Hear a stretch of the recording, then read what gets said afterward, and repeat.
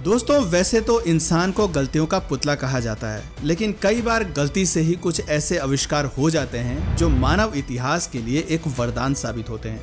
आज तक कई ऐसे बड़े आविष्कार हुए हैं जो भूल चूक से या गलती से हुए हैं। उन्हीं में से एक इन्वेंशन है एक्सरे का। आज के समय में पूरी दुनिया में एक्सरे का इस्तेमाल किया जा रहा है। कहीं पर गहरी चोट लग जाए तो डॉक्टर सबसे पहले एक्सरे कराने की सलाह देते हैं। मेडिकल साइंस के अलावा एरोस्पेस और सिक्योरिटी पर्पस से भी एक्सरे का खूब इस्तेमाल किया जा रहा है।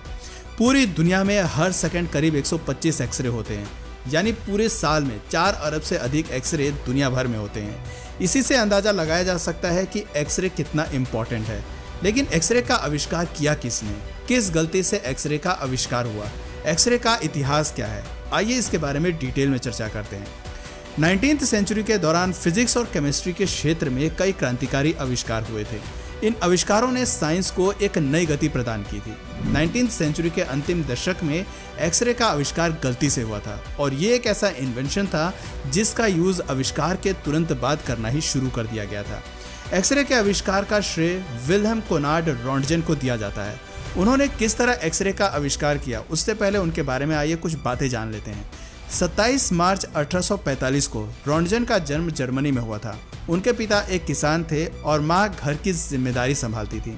जब रॉन्टगेन 3 साल के थे तो उनका परिवार नीदरलैंड से हॉलैंड शहर में शिफ्ट हो गया। इसी शहर में रॉन्टगेन ने अपनी स्कूल की पढ़ाई पूरी की। स्कूल के दिनों में रॉन्टगेन एक एवरेज स्टूडेंट हुआ करते थे। बहुत तेज या फिर होशियार किस्म के स्टूडेंट वो नहीं थे। यहाँ तक कि एक बार तो उन्हें स्कूल से भी निकाल दिया गया था, जबकि उनकी कोई गलती भी नहीं थी।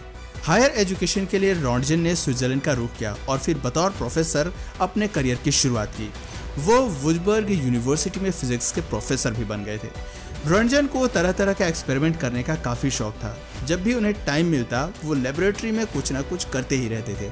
साल 1895 में वो कैथोड ट्यूब रेस बनाने के लिए रिसर्च कर रहे थे। इस रिसर्च के दौरान एक दिन उन्होंने कमरे में अंधेरा किया हुआ था। अचानक उन्होंने देखा कि एक स्क्रीन पर कोई लाइट चमक रही है। लाइट को चमकता देख वो बहुत हैरान हुए। उन्हें समझ नहीं आ रहा था कि ये लाइट कहाँ से आ रही है। असल में रॉन्टगेन जो एक्सपेरिमेंट कर रहे थे उसमें उन्होंने क्रूक्स ट्यूब्स का इस्तेमाल किया था, जो वैक्यूम सील्ड ग्लास ट्यूब्स होती हैं। इन ट्यूब्स के अंदर से इलेक्ट्रिसिटी पास करने पर इनका कलर चेंज होता है। इसे आप एक तरह का कांच का बल्ब भी कह सकते हैं, जिसके अंदर पॉजिटिव और नेगेटिव इलेक्ट्रोड लगे होते हैं। जब रॉन्टगेन ने बल्ब ऑन किया तो ट्यूब से फ्लोरेसेंट किरणें निकल रही थी। इस लाइट को कवर करने के लिए रॉन्टगेन ने इसके ऊपर एक कार्डबोर्ड रखा हुआ था। लेकिन उन्होंने देखा कि स्क्रीन पर जो लाइट चमक रही है वो क्रूक्स ट्यूब्स में से आ रही है और ऊपर लगे कार्डबोर्ड से वो लाइट पास हो रही है। रॉन्टगेन को समझ नहीं आया कि वो किस तरह की लाइट्स हैं। उन्होंने इन रेज को एक्सरे का नाम दे दिया। जैसे आमतौर पर जब हमें किसी का नाम नहीं पता होता तो हम XYZ का यूज कर लेते हैं, इसी तरह रॉन्टगेन ने भी अपनी रेज को एक्सरे का नाम दे दिया। 8 नवंबर 1895 के दिन पहली बार उन्होंने इस तरह गलती से एक्सरे का आविष्कार किया। इसके बाद रॉन्टगेन ने कार्डबोर्ड की बजाय अपने हाथ को इन रेज के सामने रखा।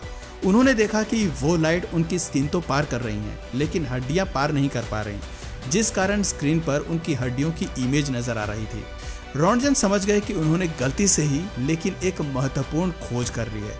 दुनिया को इस बारे में बताने में उन्होंने कोई दिलचस्पी नहीं की। वो पहले अच्छी तरह से आश्वस्त हो जाना चाहते थे। रॉन्टगेन ने कई दिनों तक लेबोरेटरी में रिसर्च जारी रखी। कई मेटल्स, मटेरियल्स और रबर से उन्होंने एक्सरे को पार कराने की कोशिश की और उन्हें सफलता भी मिलती रही। 22 दिसंबर 1895 के दिन रॉन्टगेन ने अपनी पत्नी को लेबोरेटरी में बुलाया और उनके हाथ का एक्सरे किया। ये दुनिया का पहले एक्सरे था जो सक्सेसफुल रहा था। रॉन्टगेन ने अपनी रिसर्च में यह भी बताया कि एक्सरे स्ट्रेट लाइन में ट्रेवल करती हैं और इन पर मैग्नेटिक फील्ड का कोई असर नहीं होता। ये रेज कोई इंसान अपनी आंखों से नहीं देख सकता। ये विजिबल लाइट से काफ़ी अलग होती हैं। विजिबल लाइट की वेवलेंथ ज़्यादा होती है और एनर्जी कम होती है, जबकि एक्सरे की वेवलेंथ कम होती है और एनर्जी ज़्यादा। जनवरी 1896 में रॉन्टगेन ने अपने एक्सपेरिमेंट से रिलेटेड डॉक्यूमेंट्स यूरोप के सभी बड़े वैज्ञानिकों को भेज दिए और बहुत कम समय में ही उनका एक्सपेरिमेंट काफ़ी पॉपुलर हो गया। न्यूज़पेपर, मैगजीन और एडवर्टाइजमेंट में उनके एक्सपेरिमेंट के बारे में छपने लगा। यूरोप और अमेरिका में एक्सरे मशीन्स के बूथ जगह जगह लगाए जाने लगे। ये लोगों के लिए एक मनोरंजन का साधन बन गया था। लोग अपना हाथ और बॉडी को आर पार देखने के लिए बहुत उत्सुक रहते थे। एक्सरे बूथ के बाहर लंबी लंबी कतारें लगने लगी थीं। इतना ही नहीं, जूतों की दुकानों पर भी एक्सरे मशीन्स इंस्टॉल की जाने लगी। लोग पहले अपने पैर का एक्सरे खरीदते थे और फिर जूता पहनते थे। अमेरिका में लोगों की एक्सरे के प्रति दीवानगी ज्यादा बढ़ रही थी। साल 1901 में रोंटगेन को अपनी इस बेहतरीन आविष्कार के लिए फिजिक्स के नोबेल पुरस्कार से सम्मानित किया गया। रोंटगेन न सिर्फ एक महान साइंटिस्ट थे बल्कि वो काफी दयालु और उदार किस्म के व्यक्ति भी थे। उन्होंने एक्सरे मशीन का पेटेंट कराने से साफ इनकार कर दिया था। उन्होंने कहा था कि मेडिकल साइंस या अन्य फील्ड के लोग खुलकर उनकी इस मशीन का इस्तेमाल कर सकते हैं। नोबेल पुरस्कार के लिए मिलने वाली प्राइज मनी भी उन्होंने अपनी यूनिवर्सिटी को डोनेट कर दी थी। कुछ ही समय में वॉर में भी एक्सरे मशीन का यूज होने लगा। सैनिकों को लगने वाली गोली निकालने के लिए पहले उनकी बॉडी का एक्सरे किया जाने लगा। पथरी और फ्रैक्चर जैसी समस्याओं में भी एक्सरे एक वरदान साबित हो रहा था। इसके अलावा महिलाएं हेयर रिमूवल के लिए एक्सरे मशीन का इस्तेमाल धड़ल्ले से करने लगी, लेकिन एक्सरे का इस्तेमाल धीरे धीरे कम होने लगा। असल में इसके इस्तेमाल से लोगों को बाल गिरने की शिकायत होने लगी। कुछ लोगों ने स्किन लाल होने की शिकायत की तो कुछ लोगों की चेतना शून्य हो जाती थी। सिर और बदन में दर्द और संक्रमण जैसी समस्याएं भी एक्सरे के बाद देखी जाने लगी। साल 1903 में क्लैरेंस डेली की तो स्किन कैंसर से मौत भी हो गई थी। वो एक्सरे के पार्ट्स का निर्माण करते थे। जब एक्सरे पर और रिसर्च की गई तो पता चला कि इनकी रेडिएशन से लोगों की हेल्थ इफेक्ट हो रही है। इसी के बाद लोगों ने एक्सरे का मौज मस्ती के तौर पर इस्तेमाल करना बंद कर दिया। दोस्तों, एक्सरे का इन्वेंटर भले ही विल्हेम रोंटगेन को माना जाता है, लेकिन इस आविष्कार का श्रेय सिर्फ उन्हें नहीं दिया जा सकता। उनसे पहले फिलिप लेनार्ड ने एक्सरे की मदद से कुछ चीजों के आर पार देखा था, लेकिन इसकी डीप रिसर्च करने में वो सफल नहीं हो पाए थे। रोंटगेन ने अपने इन्वेंशन में अलग अलग वैज्ञानिकों के इन्वेंशंस को यूज किया था। साल 1850 में माइकल फैराडे ने बिजली की मशीन बनाई थी। 1851 में हेनरिक डेनियल रॉमकॉफ ने इंडक्शन कॉइल का आविष्कार किया था और 1865 में H.J.P. स्प्रेंगल ने मरकरी एयर पंप बनाया था। साल 1880 में क्रूक्स ने क्रूक्स ट्यूब्स का आविष्कार किया था। इन सभी इन्वेंशन की मदद से ही रोंटगेन एक्सरे का आविष्कार करने में सफल हो पाए थे।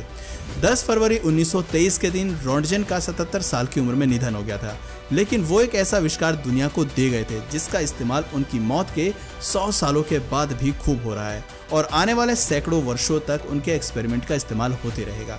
आज न सिर्फ मेडिकल साइंस में बल्कि सिक्योरिटी पर्सपेक्टिव से भी एक्सरे का इस्तेमाल किया जा रहा है। इतना ही नहीं, स्पेस साइंस और स्टार्स की रिसर्च में भी एक्सरे का इस्तेमाल हो रहा है। एक्सरे की मदद से ही हम कई तारों का टेम्परेचर माप पाए हैं जो लाखों डिग्री सेल्सियस होता है। करीब $1200 की एक्सरे मशीन हर साल बेची जाती है। भारत में नासा द्वारा साल 1999 में चंद्रा एक्सरे लेबोरेटरी ओपन हुई थी, जो सुपरनोवा, आकाशगंगा, मिल्की वे, गैलेक्सी और ब्रह्मांड से जुड़ी हुई महत्वपूर्ण खोज अब तक कर चुकी है। आने वाले समय में एक्सरे का इस्तेमाल और भी कई फील्ड्स में देखने को मिल सकता है। तो दोस्तों, उम्मीद करता हूँ आपकी हमारी आज की वीडियो पसंद आई होगी। क्या कभी आपने अपनी बॉडी का एक्सरे कराया है? अगर हाँ, तो अपना एक्सपीरियंस हमारे साथ जरूर शेयर करें। और अगर इस वीडियो से आपको कुछ नया जानने या सीखने को मिला या फिर इंटरेस्टिंग लगा तो प्लीज़ इस वीडियो को एक लाइक करके अपने फ्रेंड्स और फैमिली में से ज़रूर शेयर करें। और यदि आप इस चैनल पर नए हैं तो प्लीज़ इस चैनल को सब्सक्राइब करके बेल नोटिफिकेशन आइकन को ऑन कर लीजिए ताकि हमारे आने वाले वीडियोज़ आप मिस ना करें। मिलते हैं फिर किसी वीडियो में नए टॉपिक के साथ। तब तक के लिए नमस्कार।